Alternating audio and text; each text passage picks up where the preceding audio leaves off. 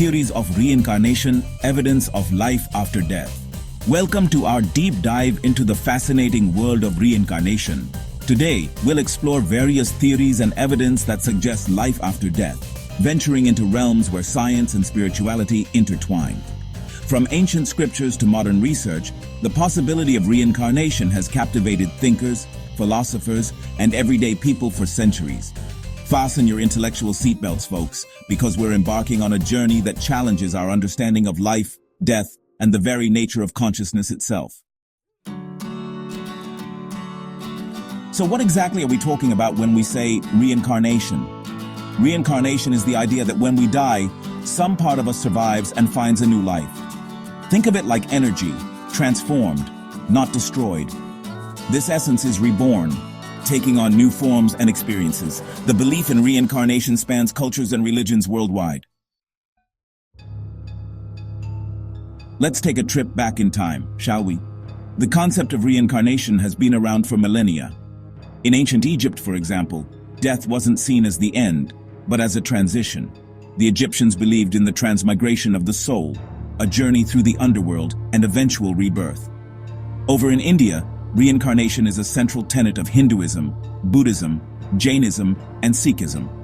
These traditions view life as cyclical, with souls reborn into different realms of existence based on their karma. The ultimate goal for many is to break free from the cycle of reincarnation altogether, achieving a state of liberation known as moksha or nirvana.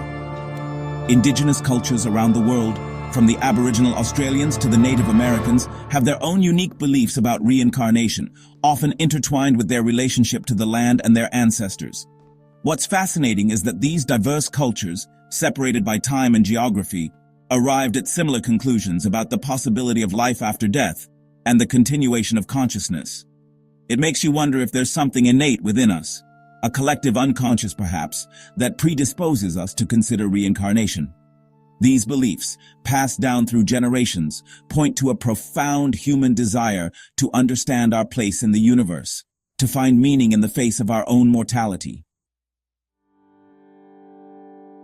All right, let's put on our scientific thinking caps for this one. Can we actually study reincarnation scientifically? Can we measure the immeasurable, quantify the spiritual? It's a tricky business, no doubt, but that hasn't stopped some intrepid researchers from trying. One of the most well-known figures in this field is Dr. Ian Stevenson, a psychiatrist at the University of Virginia. He spent over 4 decades studying children who claim to remember past lives. We're talking about kids, often as young as 2 or 3 years old, who spontaneously provide detailed accounts of previous lives, often with verifiable details about people, places, and events they couldn't have known through normal means. Stevenson rigorously documented over 3,000 cases, traveling the world to interview witnesses, collect evidence, and look for any possible alternative explanations. His work, while controversial, has forced many to at least consider the possibility that reincarnation might be more than just a fanciful idea.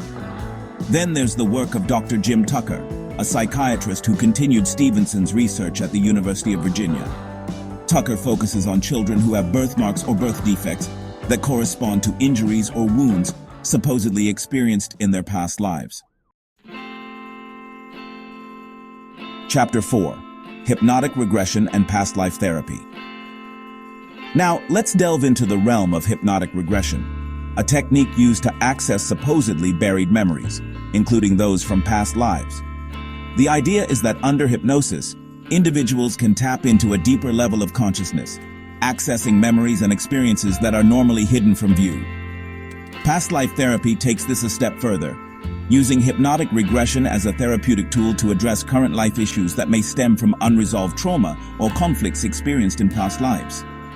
The debate lies in whether the memories accessed under hypnosis are real past life experiences or simply the product of the subconscious mind, creating elaborate narratives based on imagination, cultural conditioning, or even snippets of information picked up from books, movies, or conversations. While there's no definitive answer, some therapists and individuals who have undergone past life therapy report profound healing experiences, suggesting that whether the memories are real or not, the therapeutic process can be beneficial. Chapter 5.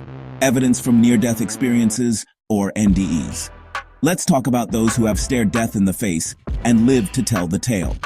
Near-death experiences are profound, often life-altering events reported by individuals who have come close to death, such as during cardiac arrest or other medical emergencies.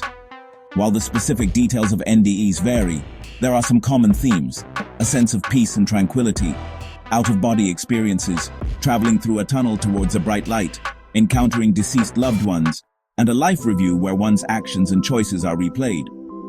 Some people believe that NDEs provide a glimpse into the afterlife, suggesting that consciousness can exist independently of the physical body. Others remain skeptical, attributing NDEs to physiological changes in the brain during times of extreme stress or oxygen deprivation. While we don't have all the answers, the sheer volume of NDE accounts, coupled with the profound impact these experiences have on individuals' lives, warrants further investigation.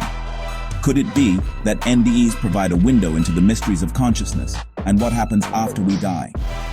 It's a question that continues to intrigue researchers and challenge our understanding of the nature of reality. Now, let's be clear. The scientific community as a whole remains skeptical about reincarnation. Extraordinary claims require extraordinary evidence, and when it comes to reincarnation, that evidence is often anecdotal, subjective, and difficult to replicate in a controlled setting. Skeptics argue that many alleged cases of reincarnation can be explained by more mundane phenomena like cryptomnesia. This is where information is subconsciously absorbed and later recalled as if it were a past life memory. A child might overhear a story, see a photograph, or even pick up on subtle cues from adults, and their imaginative minds weave those fragments into a seemingly coherent past life narrative. Cultural conditioning. Our beliefs about life and death are heavily influenced by the culture we grow up in. If a child is raised in a culture where reincarnation is widely accepted, they might be more likely to interpret certain experiences or memories through that lens. Confirmation bias. This is our tendency to seek out and interpret information in a way that confirms our existing beliefs. Reincarnation isn't just an ancient belief. It's a recurring theme in our modern world, popping up in books, movies, TV shows, you name it. From the philosophical musings of Cloud Atlas to the mind-bending plot twists of Lost, reincarnation has found its way into mainstream entertainment, capturing our imaginations and sparking conversations about life, death, and what might lie beyond. But here's the thing about media: it both reflects and shapes our understanding of the world. On the one hand, the popularity of reincarnation themes in entertainment might suggest a growing openness to spiritual ideas, a hunger for meaning in a world often dominated by science and technology.